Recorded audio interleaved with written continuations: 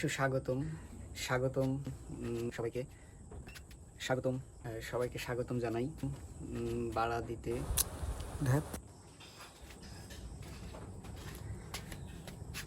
স্বাগতম বাড়া দিতে।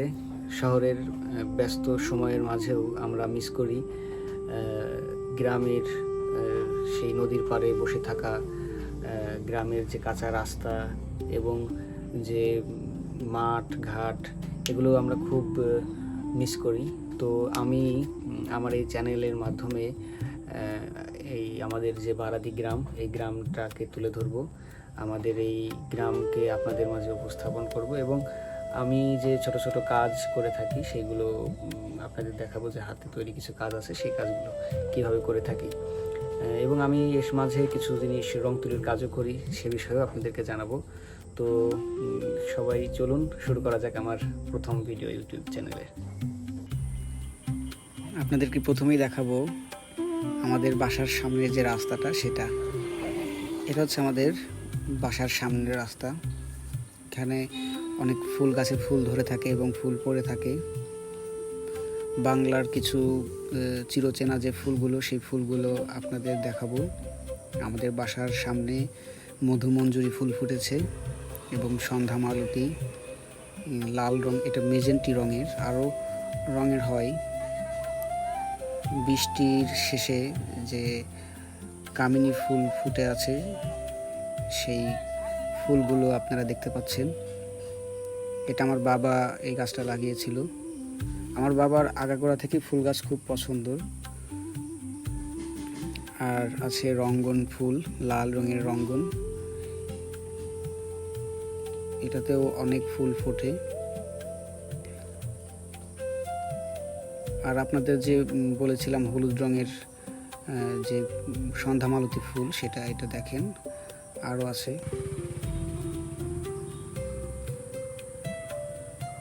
কেউ যদি বলে যে তোমার প্রিয় ঘ্রাণ কোন ফুলের, তাহলে আমি বলবো স্পাইডার লিলির। এটার ঘ্রাণ আমার খুবই ভালো লাগে। এছাড়া আমাদের গ্রামে আছে রেলপথ, একটা স্টেশনও আছে। এটা আমাদের গ্রামে অবস্থিত, বহরপুর নামে। এটা হচ্ছে আমাদের সেই গ্রামের রেল স্টেশন, বহরপুর।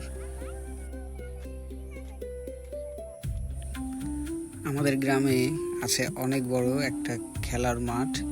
এই মাঠে সকলে মিলেমিশে খেলাধুলা করে এবং বয়স্ক যারা, তারা বিকালে এসে খেলা দেখে। এবং এছাড়াও আমাদের গ্রামে একাধিক মসজিদ আছে এবং আছে একাধিক মন্দির।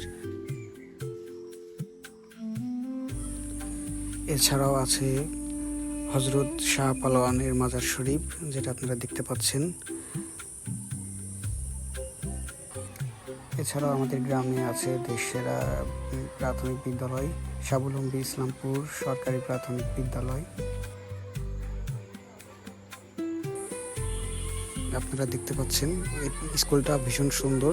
আরও একদিন অন্য একটা ভিডিওতে আপনাদের এই স্কুল সম্পর্কে বিস্তারিত জানাবো। এছাড়াও আমাদের গ্রামে আছে ইউনিয়ন, ইসলামপুর ইউনিয়নটা আমাদের গ্রামে অবস্থিত, এবং আছে ভূমি অফিস এবং আছে গ্রাম আদালত। এছাড়াও আছে আমাদের গ্রামের মধ্যে দিয়ে গেছে চন্দনা নদী, গ্রামের কোল ঘেঁষে। তো এই নদীটার আজকে যে একটা বিষয় দেখলাম, সেটা হচ্ছে নদীর স্রোতটা উল্টা দিকে আজকে যাচ্ছে। আগে যেত হচ্ছে দক্ষিণে, এখন যাচ্ছে উত্তরে। এটা একদমই আশ্চর্যকর একটা ব্যাপার।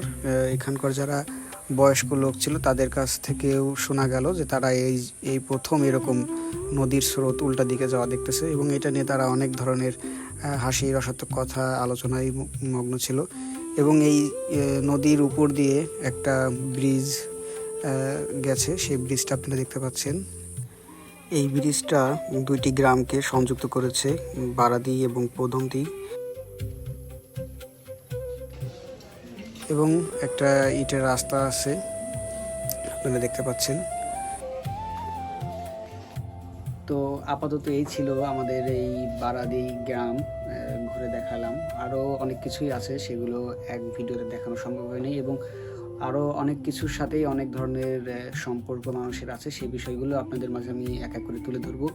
এছাড়াও আমি যে কাজগুলো করি বাসাতে, ঘর সাজানোর জন্য যে কাজগুলো নিজে নিজে করি, সেইগুলোর ভিডিও আমি আরেকটা ভিডিওতে আপনাদের করে দেখাবো, এবং আমার ঘরটা কেমন সেটাও আমি আপনাদেরকে দেখাবো অবশ্যই।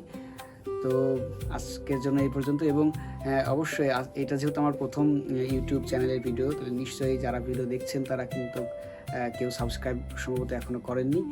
তো যারা আসলে এরকম ভিডিও দেখতে চান এবং আমাদের এই বারাদি গ্রামের সাথে সম্পৃক্ত আছেন, তারা সকলেই এই চ্যানেলটিকে সাবস্ক্রাইব করবেন এবং পাশে থাকবেন। সবার যদি কোনো গল্প থাকে এই গ্রামের, বারাদি গ্রামের, এবং আপনাদের গ্রামের যদি কোনো গল্প থাকে সেই গল্পটা আমাকে জানাবেন। তো আজকের জন্য শেষ করছি, সবাই ভালো থাকবেন, আল্লাহ হাফেজ।